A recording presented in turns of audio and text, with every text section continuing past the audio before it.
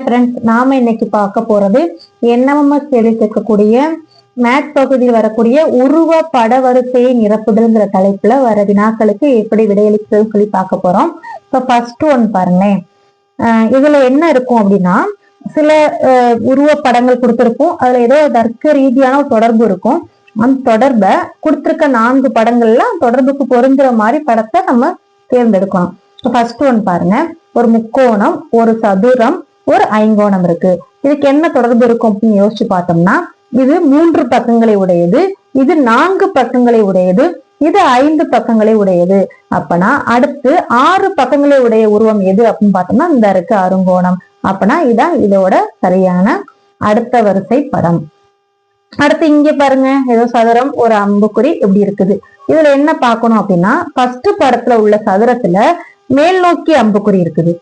First அப்ல இருக்குது, அடுத்து இங்க எப்படி இருக்கு அப்படின்னா லெஃப்ட்ல இருக்குது, கீழே டவுன்ல இருக்கு. அப்படின்னா அடுத்து என்ன பண்ணும் அப்படின்னா ரைட்ல வரணும். அப்படின்னா இது இரண்டாவது. இது அடுத்து நம்ம பார்க்க போறது இந்த படத்துல பாத்தீங்கன்னா, ஃபர்ஸ்ட் அம்புக்குறி எங்க இருக்கு, டவுன்ல, அடுத்து லெஃப்ட்ல, அடுத்து அப்ல, அடுத்து நமக்கு என்ன தெரியும், ரைட்ல வரும் தெரியும். இப்ப இதுவும் ரைட்ல இருக்கு, இதுவும் ரைட்ல இருக்கு. எந்த இது வரும் அப்படின்னு பார்த்தா இந்த அம்புக்குறியோட ஹெட்டோட பகுதியில தான் அந்த பிளஸ் மார்க் இருக்கணும். அப்பனா இதுதான் அது. அடுத்த படத்தை பாருங்க.